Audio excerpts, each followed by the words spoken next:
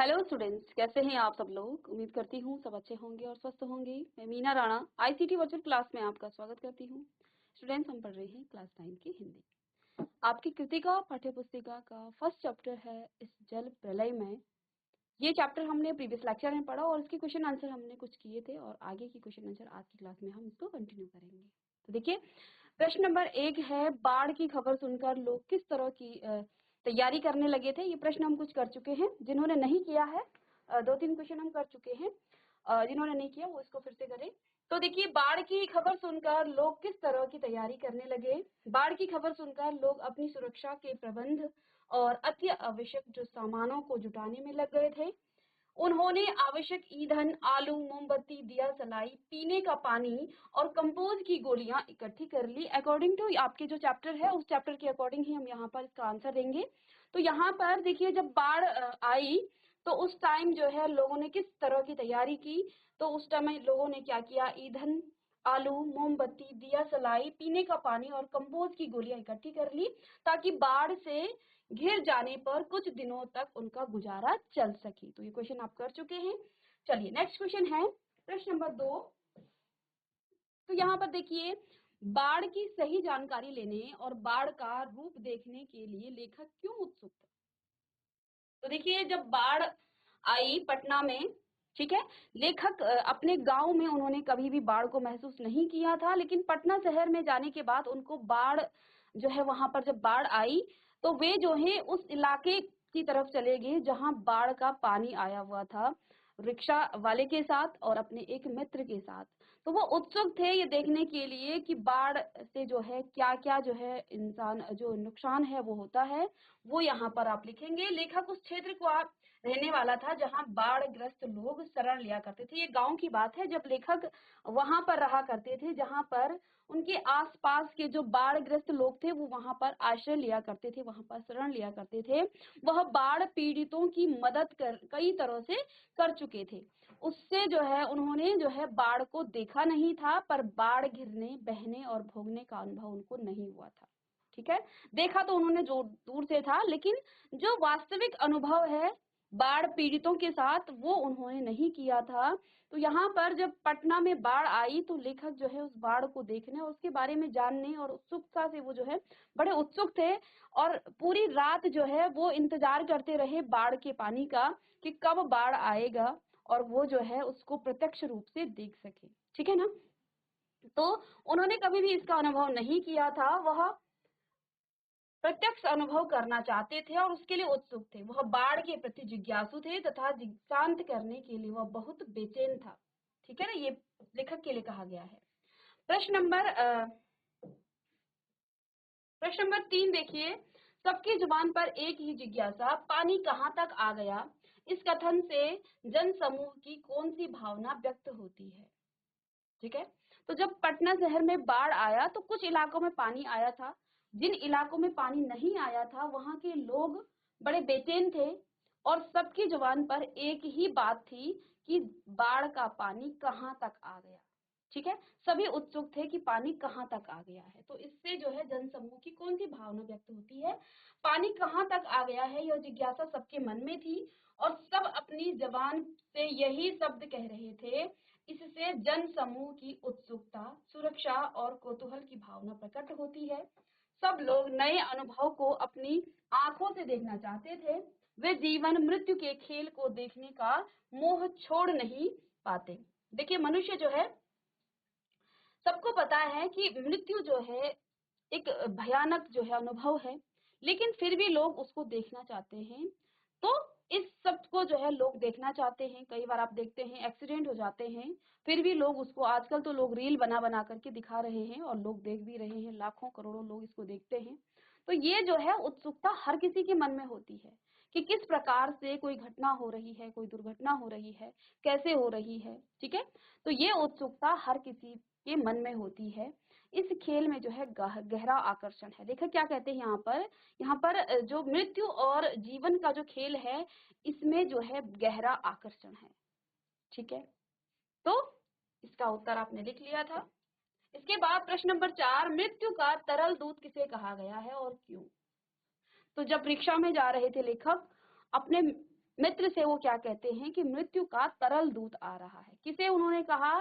तो देखिए, बाढ़ को गेरुआ झाग फेन वाला पानी जो मोटी डोरी की शक्ल में निरंतर बढ़ता आ रहा था, जो लोगों के मन में भय उत्पन्न कर रहा था तथा सब कुछ धीरे धीरे डुबोता जा रहा था, ऐसे पानी को मृत्यु का तरल दूत कहा गया। उसका कारण यह है कि ऐसा पानी जन धन की अपार हानि पहुंचाता है। जन धन को ये बहुत हानि पहुंचाता है, बहुत नुकसान लोगों का हो जाता है।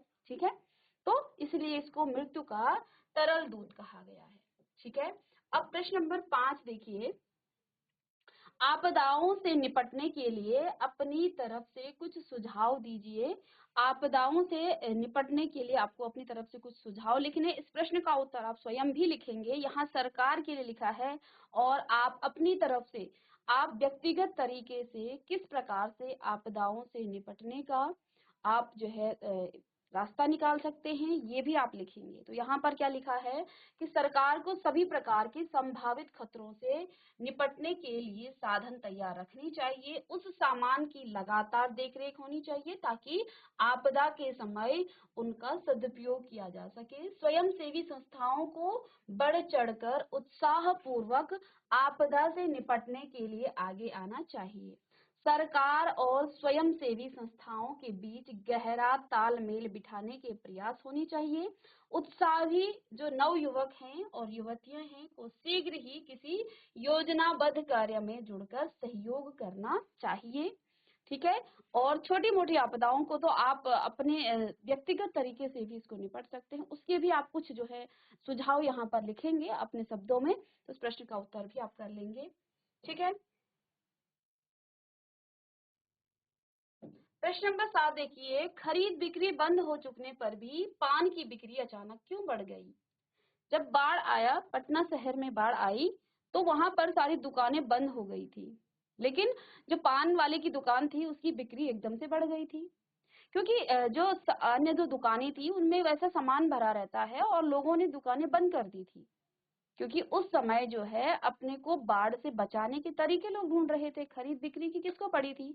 लेकिन पान वाले की, जहां पान वाले ने पान लगाया था वहां पर लोग जो हैं बहुत भारी भीड़ में लोग बाहर निकल रहे थे बाढ़ को देखने, और वहां पर आपस में गप्पे मार रहे थे लोग, एक दूसरे से बातें कर रहे थे। और वहां पर जो पान की दुकान थी, इससे जो है लोग पान खाकर अपना टाइम पास भी कर रहे थे। तो इसलिए उसकी जो है जल्दी से उसकी जो है वहां पर क्या हो गई थी, उसकी बिक्री होनी शुरू हो गई थी। अचानक से उसकी बिक्री बढ़ गई थी, तो बाढ़ आने का खतरा बढ़ गया था। इसलिए जो है अन्य दुकानें, अन्य सामानों की जो दुकानें हैं वो जहां बंद होने लगी थी, वहीं पान की बिक्री अधिक बढ़ गई थी, क्योंकि लोग बाढ़ को देखने के लिए बहुत बड़ी संख्या में इकट्ठे हो गए थे। वे बाढ़ से भयभीत नहीं थे, बल्कि हंसी खुशी और कौतूहल से युक्त थे। ऐसे समय में पान के लिए जो है, पान उनके लिए क्या था, समय गुजारने का सबसे अच्छा साधन था। ठीक है, तो वे जो है वहां पर बातें भी कर रहे थे और साथ में पान भी खा रहे थे। ठीक है, चलिए,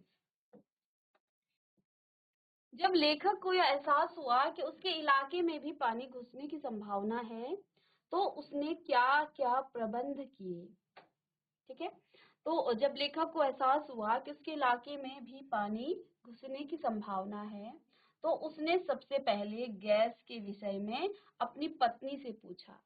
ठीक है, क्या कहा कि गैस कितनी रह गई, क्योंकि इस समय पर यदि आपके पास गैस नहीं होगा तो आप खाना किस में बनाएंगे। ठीक है, तो सबसे पहले लेखक ने अपनी पत्नी से गैस के बारे में पूछा।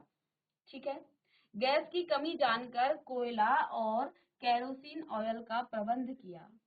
ठीक है, उसने आलू, प्याज, मोमबत्ती, माचिस, सिगरेट और कंपोस्ट की गोलियां आदि का प्रबंध किया। उसने एक सप्ताह तक पढ़ने के लिए हिंदी, बांग्ला और अंग्रेजी की फिल्मी पत्रिकाएं खरीद ली, ताकि बाढ़ के समय अपना समय बिता सके। ठीक है, चलिए, तो लिखेंगे इस प्रश्न का उत्तर। ये आपने नहीं किया था। इस प्रश्न का उत्तर लिखेंगे कि जब लेखक को एहसास हुआ कि, तो सबसे पहले तो उन्होंने क्या किया, अपनी पत्नी से पूछा कि गैस कितनी रह गई। ठीक है, उसके बाद उन्होंने गैस की कमी जानकर, जब उन्होंने कहा कि 1-2 दिन में खत्म हो जाएगा, तो उन्होंने फिर कोयला और केरोसिन ऑयल का प्रबंध किया। उसके बारे में पूछा कि कितना रह गया है, ठीक है, ताकि बाढ़ आए और उससे जो है उस समय जो है खाना किस में पकाया जाए, तो इसके लिए उन्होंने प्रबंध किया। साथ में उन्होंने आलू, प्याज, मोमबत्ती, माचिस, सिगरेट, कंपोस्ट की गोलियां आदि का प्रबंध किया और उससे 1 सप्ताह तक पढ़ने के लिए उन्होंने हिंदी, बांग्ला और अंग्रेजी की फिल्मी पत्रिकाएं खरीद ली ताकि बाढ़ के समय अपना समय बिता सके। चलिए इस प्रश्न का उत्तर लिखेंगे।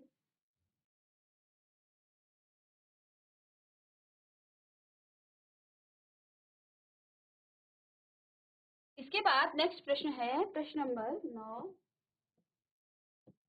तो देखिए प्रश्न नंबर 9 में क्या दिया है कि बाढ़ पीड़ित क्षेत्र में कौन कौन सी बीमारियों के फैलने की आशंका रहती है। बाढ़ पीड़ित क्षेत्र में अक्सर जो है पकाई घाव, चलिए कौन कौन सी बीमारी फैलने की आशंका रहती है, देखेंगे। पकाही घाव हो जाता है, बाढ़ के गंदे और सड़े जल के कारण लोगों के पांवों की तिया सड़ जाती है और तलवों में घाव हो जाते हैं, ठीक है। तो जैसे आप पानी में बहुत ज्यादा जब आदमी रहता है तो उस समय आप देखेंगे पकाही घाव जो है हमारे पैरों में हो जाता है, ठीक है। और बाढ़ के जो सड़े और गंदे जल के कारण, गंदे पानी के कारण लोगों के पांवों की जो तिया है वो भी सड़ जाती है और तलवों में घाव हो जाते हैं। तो ये बाढ़ से पीड़ित जो है कुछ बीमारियां हैं। साथ में देखिए जब यदि वो पानी जमा रहता है, वो बाढ़ का पानी, और भी कई बीमारियां हो जाती हैं, ठीक है।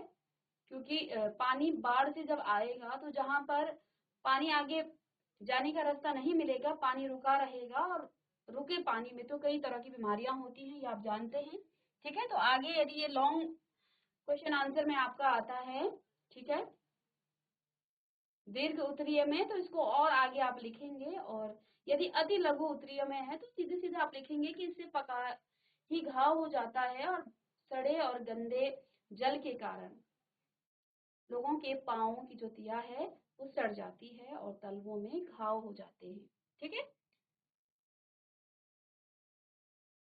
प्रश्न नंबर 10 है, नौजवान के पानी में उतरते ही कुत्ता भी पानी में कूद गया, दोनों ने किन भावनाओं के वशीभूत होकर ऐसा किया। तो जब रात में ये सूचना मिली कि सुबह तक जो है सभी लोग अलर्ट रहें, तो उस समय लेखक को रात में पानी आ सकता है, तो उस समय जो है लेखक 2 घटनाओं का जो है बारे में वो सोच रहे थे। उनमें से एक घटना यही थी कि नौजवान के उतरते ही कुत्ता भी पानी में कूद गया, ऐसा उसने नवयुवक अर्थात अपने मालिक के प्रति जो है अगाध लगाव रखने की भावना के कारण किया। कुत्ता और नवयुवक एक दूसरे से भावनात्मक संबंधों से के अलावा मित्रता और सुख दुख में साथ न छोड़ने के अलावा स्नेहपूर्ण संबंध रख लेते थे। ऐसा करके कुत्ते ने स्वामी भक्ति की भावना भी प्रकट की है। तो वहां पर जो जिस स्मृति के बारे में जो है लेखक सोच रहे थे, जो घटना के बारे में, तो वहां पर उन्होंने एक बाढ़ का वृतांत बताया था जिसमें एक नौजवान जो है पानी में उतरते ही उसका कुत्ता भी पानी में उतर जाता है। तो इसमें जो है दोनों ने किन भावनाओं के वशीभूत होकर ऐसा काम किया। तो नौजवान के उतरते ही कुत्ता भी पानी में कूद गया, ऐसा उसने नवयुवक अर्थात अपने मालिक के प्रति अगाध लगाव रखने की भावना के कारण किया। कुत्ता और नवयुवक एक दूसरे से भावनात्मक संबंधों के अलावा मित्रता और सुख दुख में साथ न छोड़ने के अलावा स्नेहपूर्ण संबंध रखते थे। ऐसा करके कुत्ते ने स्वामी भक्ति की भावना भी प्रकट किया, ठीक है। तो कुत्ते तो अक्सर होते ही हैं ऐसे, ठीक है। कुत्ते अपने मालिक से जो है बहुत प्यार करते हैं, ठीक है, और वफादार भी होते हैं, ठीक है। चलिए प्रश्न का उत्तर लिखेंगे। इसी में प्रश्न नंबर 11 है। इसी चैप्टर में एक यहाँ पर वाक्य आया है, अच्छा है कुछ भी नहीं, कलम थी वह भी चोरी चली गई। अच्छा है कुछ भी नहीं, मेरे पास मूवी कैमरा, टेप रिकॉर्डर आदि की तीव्र उत्कंठा होते हुए भी लेखक ने अंत में उपयुक्त कथन क्यों कहा? तो देखिए, लेखक बाढ़ के अनुभव को पूरी तरह जीना और भोगना चाहता है। उधर उसका कलाकार मन चाहता है कि वह बाढ़ के दृश्यों को सजो ले, यानी कि उसको जो है वो कैप्चर कर ले कैमरे में। ठीक है, यदि उसके पास मूवी कैमरा कलम होती तो वह बाढ़ का निरीक्षण करने की बजाय बजाय जो है उसका चित्रण करने में लग जाता। तब जीवन को साक्षात भोगने का अवसर उसके हाथ से निकल जाता। तो लेखक जो है जब बाढ़ आई तो उन्होंने क्या कहा कि अच्छा है कुछ भी नहीं है। पहले तो वो क्या कह रहे थे कि यदि उनके पास मूवी कैमरा होता तो इन सब चीज को वो कैप्चर कर लेते, उन सब चीजों को जो है वो सजो लेते। लेकिन फिर क्या कहते हैं कि अच्छा है कुछ भी नहीं है, कलम थी वह भी चोरी चली गई। अब शायद वो लिखना स्टार्ट करते उस समय जब बाढ़ आ रही थी तो उसका प्रत्यक्ष अनुभव नहीं कर पाते, क्योंकि उनका ध्यान बट जाता। वो कुछ चीजें देखते और कुछ चीजों में जो है उनका लिखने में उनका ध्यान बढ़ जाता। तो यहाँ लेखक ने क्या कहा अंत में कि उनके पास अच्छा है कुछ नहीं है, ताकि वो जो है क्योंकि अब उनके पास कुछ है नहीं तो वो प्रत्यक्ष अनुभव कर सके उस बाढ़ का। ठीक है, तो वो जो है इसको जीना चाहते थे, उसको भोगना चाहते थे, देखना चाहते थे कि किस तरह से बाढ़ आती है और क्या क्या परेशानियां बाढ़ आने के बाद होती है। तो ये सब वो प्रत्यक्ष अनुभव करना चाहते थे। हालांकि लेख तो वो पहले लिख चुके थे, कई लेख उन्होंने बाढ़ पर लिखे, लेकिन प्रत्यक्ष अनुभव उनको पटना शहर में ही हुआ था। चलिए इसका उत्तर लिखेंगे। इसी में प्रश्न नंबर 12 है।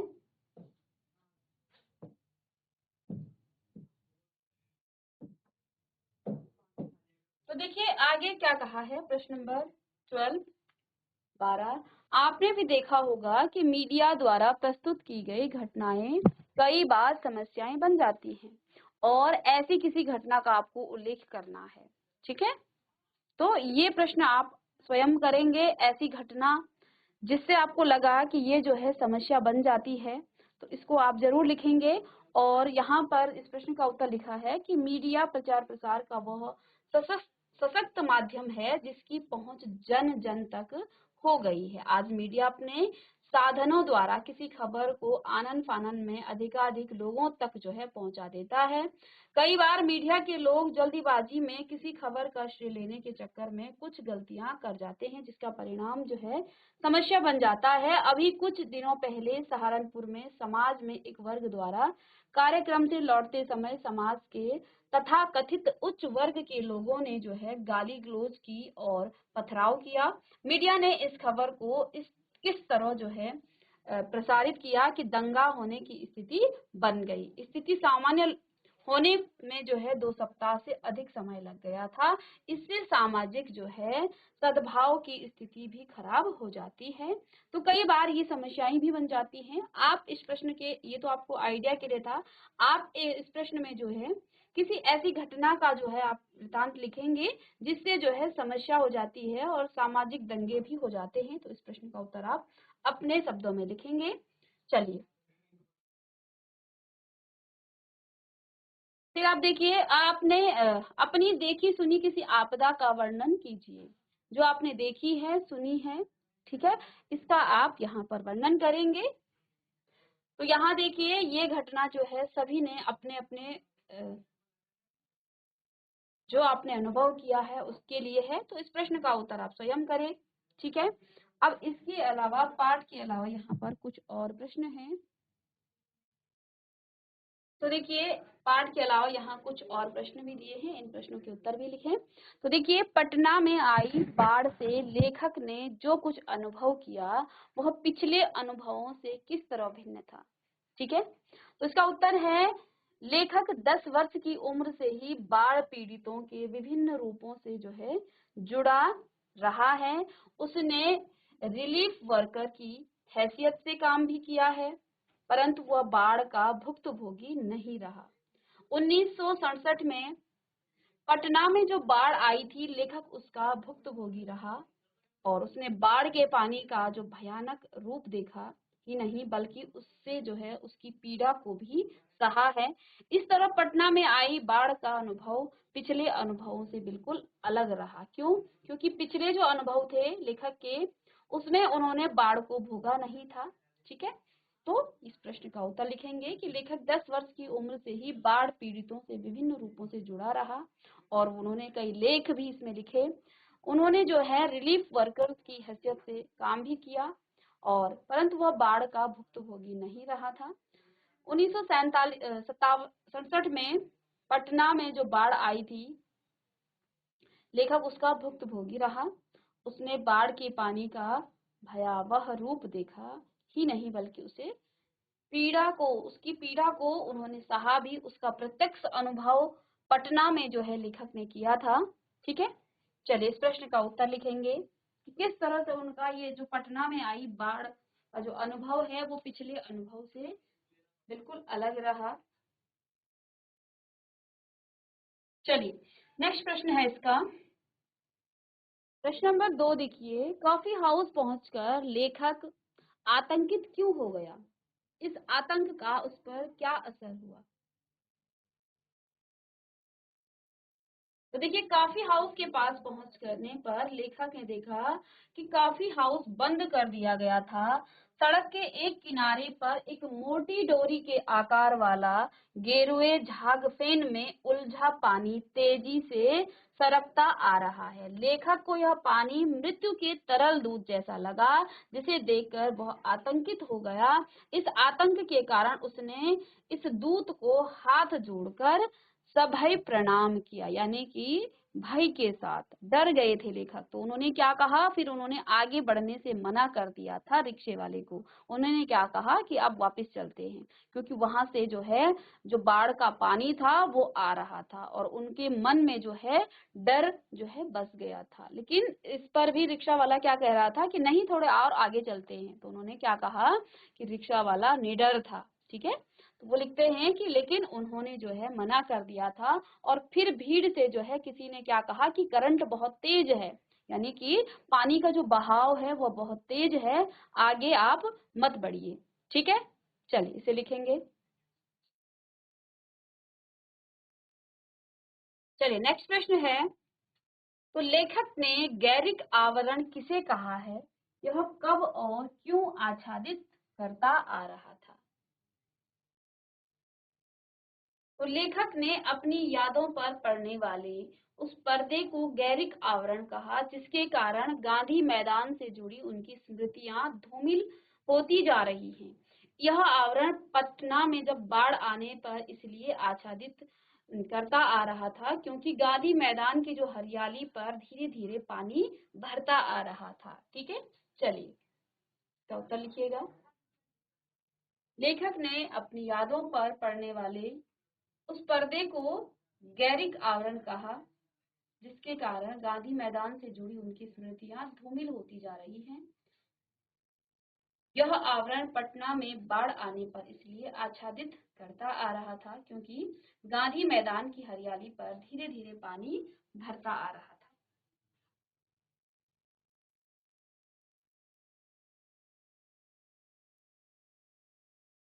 चलिए प्रश्न नंबर 4 देखिए, गांधी मैदान पहुंचकर लेखक ने कैसा दृश्य देखा? इस मैदान से जुड़ी कौन कौन सी यादें भूलती जा रही थी?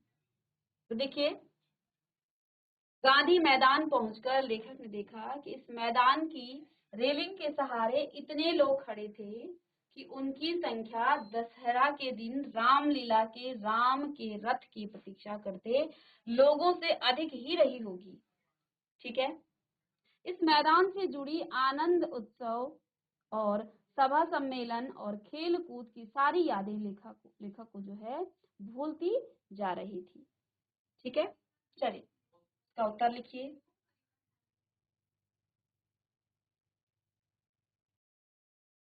चलिए नेक्स्ट प्रश्न है इसके बाद, प्रश्न नंबर, चलिए इसका हो चुका है। प्रश्न नंबर 5 देखिए, पटना को बाढ़ग्रस्त देखकर अधेड़ मुस्टंड ने क्या टिप्पणी की? उसकी टिप्पणी इस समय कितनी उचित थी, स्पष्ट कीजिए। तो पटना को बाढ़ग्रस्त देखकर अधेड़ मुस्टंड ने क्या टिप्पणी की? तो उसने क्या कहा पटना को बाढ़ग्रस्त देखकर अधेड़ मुस्टंड ने व्यंग से कहा, ई जब दानापुर डूब रहा था तो पटनिया बाबू लोग उलटकर देखने भी नहीं गए। अब बुझे या बूझो, उसकी ऐसी टिप्पणी इस अवसर पर तनिक भी उपयुक्त नहीं थी, क्योंकि उसकी ऐसी टिप्पणी जले पर नमक छिड़कने जैसी थी। इस कथन में उसकी संवेदनहीनता झलक रही थी। ठीक है। हालांकि पटना के जो लोग थे उन्होंने भी सही नहीं किया था दानापुर के लोगों के साथ। जब वहां बाढ़ आया करती थी उस समय जो है पटना के लोग वहां देखने, उनकी मदद करने नहीं जाते थे, इसलिए उसने ये व्यंग कसा। लेकिन इस समय ये व्यंग कसना उसकी संवेदनहीनता की यह झलक दिखाती है, तो इसलिए जो है इस समय ये सही नहीं था, ये सही समय नहीं था व्यंग कसने का। प्रश्न नंबर 6 देखिए, लेखक ने दिल दहला देने वाला समाचार किसे कहा है और क्यों कहा? तो शाम 7:30 बजे आकाशवाणी के पटना केंद्र से प्रसारित स्थानीय समाचार में कहा गया कि पानी हमारे स्टूडियो की सीढ़ियों तक पहुंच चुका है और किसी भी क्षण स्टूडियो में प्रवेश कर सकता है। लेखक ने इस समाचार को दिल दहलाने वाला कहा है क्योंकि इसे सुनते ही लेखक और उसके मित्र के चेहरे पर आतंक की रेखाएं उभर आई थी। ठीक है। इसके बाद नेक्स्ट प्रश्न है, प्रश्न नंबर 7 कि पान की दुकान पर एकत्रित लोग बाढ़ के संबंध में तरह तरह की बातें कर रहे थे, पर लेखक ने वहां से हट जाने में ही अपनी भलाई क्यों समझी? तो शहर में बाढ़ का पानी घुसने की आशंका से पान वाले की दुकान पर लोग एकत्रित हो गए और तरह तरह की बातें करने लगे। लोग आम दिनों की तरह ही हंस बोल रहे थे और लेखक पर उसका मित्र बाढ़ की अनहोनी से आतंकित थे। वे चाह कर भी प्रसन्न नहीं दिख रहे थे। लोगों के बीच इन दोनों की सूरतें ही मुहर्रमी लग रही थी। इसकी जो है इनकी बुजदिली पर लोग उपहास न उड़ाएं, इसलिए दोनों ने वहां से हट जाने में ही अपनी भलाई समझी। लोगों को इसका एहसास नहीं था कि बाढ़ आने के बाद जनधन की क्या हानि हो सकती है, लोगों को कितना नुकसान पहुंच सकता है। बस लोगों को बाढ़ देखने जाना था और बाढ़ देखने के लिए लोग जो है सामान्य रूप से हंस और बोल रहे थे। नेक्स्ट है और अंतिम प्रश्न है, गुरुजी ने लेखक को बाढ़ग्रस्त क्षेत्र में द्वीप जैसे बालूचर पर जाने से क्यों रोका? तो देखिए, लेखक ने बाढ़ग्रस्त क्षेत्र में गुरुजी के साथ नाव से जाते हुए दूर एक द्वीप जैसा बालूचर देखा। लेखक वहां जाकर कुछ जो है चहलकदमी करना चाहता था, परंतु उसके गुरुजी ने उसे वहां जाने से इसलिए रोका क्योंकि ऐसी जगह पर चींटी, कई प्रकार के जो जानवर हैं, सांप, बिच्छू, लोमड़ी, सियार आदि जानवर वहां पनाह लेने के लिए पहले ही पहुंच चुके होते हैं। ठीक है। तो ये थे इस पाठ के सारे प्रश्न, तो इसको आप लिखें। चलिए, तो इसके साथ जो है आपके सारे प्रश्न इस चैप्टर के कंप्लीट हैं और मैं उम्मीद करती हूँ कि आपको समझ में आया होगा। मिलते हैं नेक्स्ट लेक्चर में एक नए चैप्टर के साथ। तब तक के लिए thank you and have a nice day.